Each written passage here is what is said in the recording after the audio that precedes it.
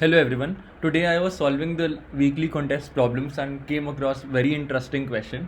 I thought of sharing the solution with you guys. The question is find the winner of the circular game. So do you remember we used to play revolving chair game at parties, and this question and is an exact replica of that question. The question says you are given numbers that are arranged in clockwise fashion 1, 2, 3, and 4 and 5, and a value of an integer k. Every kth element will be eliminated in each turn, and we need to tell which element turns out to be the winner after there is only one element left in the circle. So let's walk through the example. Here in this problem, k is given to us as 2. So in the first iteration, this element is gone, highlighted in red, and in the second iteration 4 is gone. In the third iteration 1 is gone, and in the fourth iteration 5 is gone. 3 is the winner after all the iterations, and the output is 3. So without much ado, let's look at the presentation that I have created for this.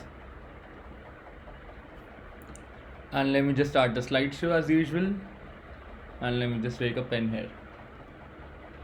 Find the winner of the circular game, lead code 1823.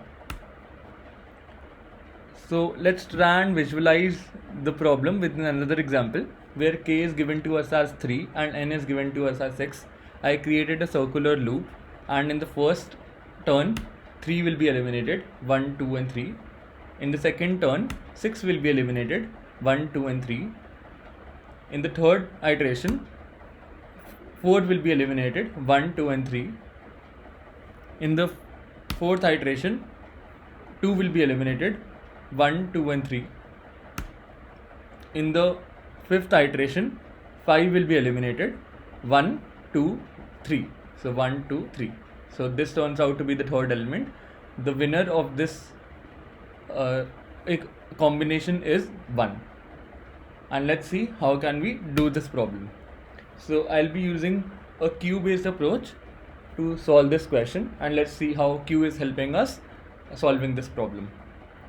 So I added all the elements in the queue in the first place, and what am I gonna do? I'll pull out k minus 1 elements and reinsert those elements back into the queue and pop out the next element from the queue. Why I am doing this? Because k minus n elements are bound to stay after each iteration, whereas the kth element will be eliminated. So let's try, you will understand.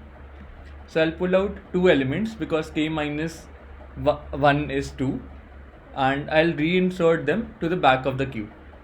So this is gone, and I have reinserted them to the back of the queue. And next I'll pull out 3 from the queue, and I won't insert it back into the queue because it has to be eliminated. Awesome. And let's continue this process till the time the queue size doesn't turn out to be 1. So I'll pull out 2 elements from the queue, and the third element will be removed, whereas the first 2 elements will be re-added into the queue. So this comes out, and I'm adding these elements back into the queue, whereas 6 will be eliminated completely and won't be reinserted. So now the queue is something like this: 1, 2, 4 and 5. I'll pull out 2 elements from the queue and reinsert them back into the queue. So 1 goes here, 2 goes here, and the fourth element, which is this one, is eliminated. So this is gone, and as you can see, fourth is gone, and now we are left with 5, 1 and 2. I'll pull out 2 elements from the queue and I'll reinsert it. 5 gets inserted, 1 gets inserted, and next we have 2, and since it is a kth element, I'll simply remove it from the queue, not insert it back into the queue. Next we are left with 5 and 1. So I'll pull out this element from the queue, and again I will pull out this element from the queue. I'll reinsert them back, and 5 gets here, 1 gets here, and the third element would be 5 again. So I'll simply remove 5 from the queue. 5 gets eliminated. So 5 gets eliminated. And what is the size of the queue now? 1. So 1 is the answer, since the size of the queue has reduced to 1, which is the only contender left. So we have a clear answer. I solved it using the queue-based approach. Hope you understood the logic. Moving on to the coding part. The first thing that I'm going to do is to define the queue. The generic type would be integer, and let me just initialize it, and let me just add elements in the queue. For integer I equals to 1, I is less than equal to n, I plus plus, queue dot offer I. I added all the elements starting from the first one up till n into the queue. And let's do our processing. While queue size doesn't turn out to be equal to 1,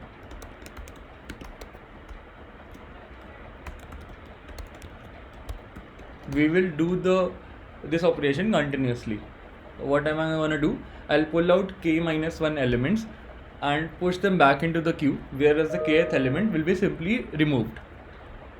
So I'm writing a for loop for j equals to 0, j is less than k, j plus plus,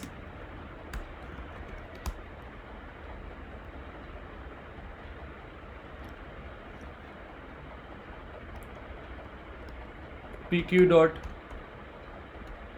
offer, pq dot poll. And next I'm gonna remove the kth element from the queue. And once I am out of the loop, that means the queue size is 1, I'll simply pull out the last element from the queue.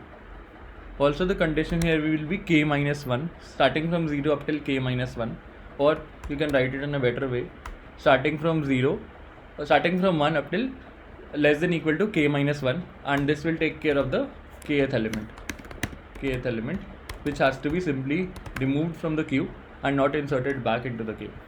Let's try this up. Looks good, and let me just submit it. Accept it.